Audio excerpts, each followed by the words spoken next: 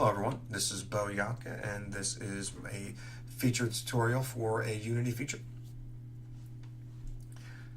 The Unity feature I'm going to use is handling collisions in Unity and being able to let another component know what other component hit it and respond to them accordingly. So basically what I did to start is I opened up a Unity project, which I showed in the last video. I created a ground, which of course you can just pull in a 3D object, which is a cube, and scale it to size right over here as possible, or through here. And yeah, I threw in the cylinders, which is the same way. Those four cylinders, threw them out there, through here. The sphere was the same way. Another game object that I pulled in. And the whole goal here is to show that these pins here I can walk into as a player and they will not respond to me at all. However, if I knock this sphere into them, they will respond. And they will respond by checking a collision and checking the tag that the object has. So first thing I did was I created a script. This script called pin. What I did here was I set it up so now I can access the rigid body that's on this component through this variable. When I start it, what I do here is I set the rigid body variable to look for the component and attach itself to it. So now I can use this as the variable to refer to the rigid body that is on this object. And the next thing I do is I have an on-collision enter.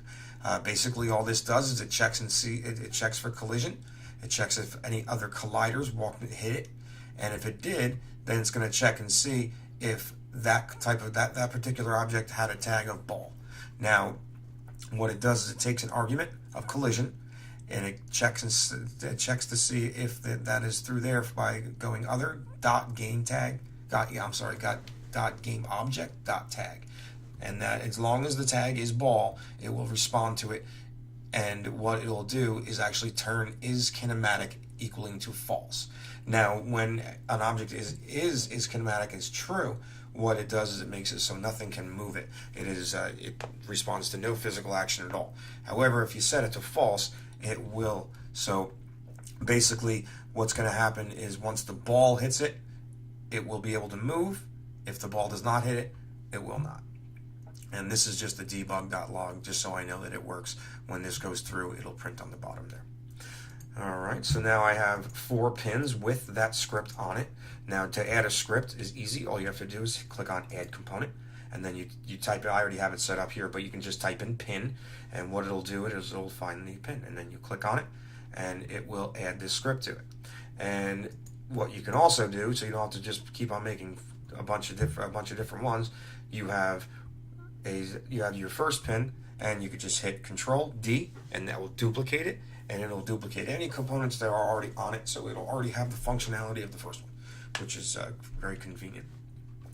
So now we have the object ball, which is right here. Now, of course, very important, the tag has to say ball. Now, ball is not in here, of course, if you want to add your own tags, which some are already in here, big player, game controller, main camera, things like that. But if you want to add your own tags, you basically click on Add Tag, hit plus, and then type in whatever tag. I chose tag ball just so I know that the ball is hitting the pins and not anything else. All right, so now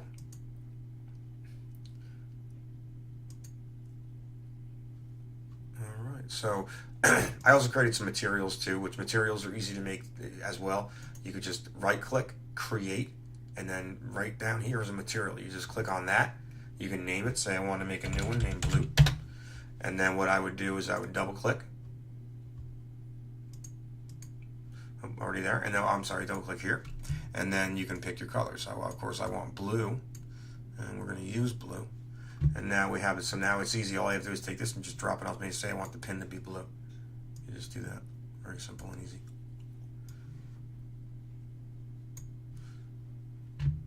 Let's make this one blue too. Okay. So that's very simple.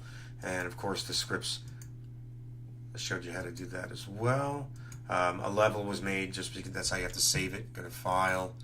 You're going to hit Save Scenes, and it's going to ask. It's Of course, I already have it made up, but if you haven't, it'll ask you to name it. I'll just name it example level. And this can also be done with the third person character as well. You can just click and drag him to go to prefabs under third person. You're also going to want to go to prefabs under standards under first person as well. Just of course, if you want to make sure that this one has a third person and an AI third person, which of course is useful, but this one has one. This basically has no collider on it, so if you want any interaction with the player, you're not going to want to use first-person shooter controller. You're going to want to use rigid body, and that's basically it. Oh, okay, so let me just show you how it works. Say play. All right, this ball already has a something on it, but now if I walk into these, nothing happens. Nothing at all. And then, however, I have a object here with a tag of ball, and I could just knock it into the pins and knock them over. Oops. What just happened?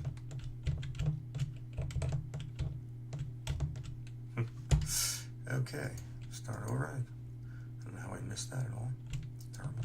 Knock them in there. All right. There we go. So as you can see now is kinematic is set to true, and we'll show that. I'm sorry, false there. And then that one is still true. It's still standing and hasn't been hit by the ball yet. This one is also, but this one here has been knocked down. Now, since that's set to true, now I am, as the player, I am able to knock this around. It will respond to my movements, but it will not respond until the ball has to hit it first.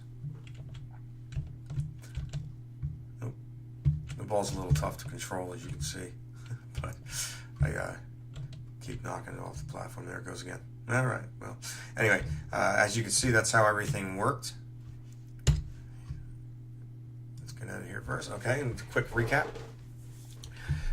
Basically, start off, I went to game object. I pulled in I went to assets. I pulled in the import package. I pulled in the characters. Now I can use my first person character. I made sure that I pulled in the rigid body first person shooter controller. Then I went ahead and I created a script here, which is here. And basically what this does is it references the rigid body, so I can access the I need that to access the is kinematic variable. I set that up. I made sure that I initialize it here, and then I check for any collisions. Now, any collisions, I will only run this code if the tag is ball, and once I was done with that, I went ahead and I attached it right to this. Now, I believe I can probably just do this too.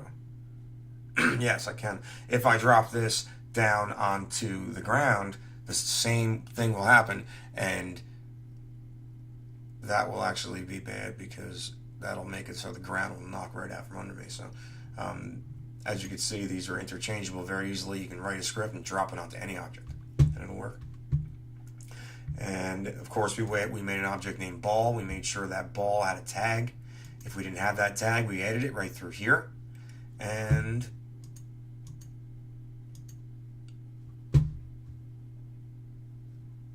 that's basically it. Yeah. So that's my tutorial. Hopefully it was interesting for everyone. Yeah, have a good one.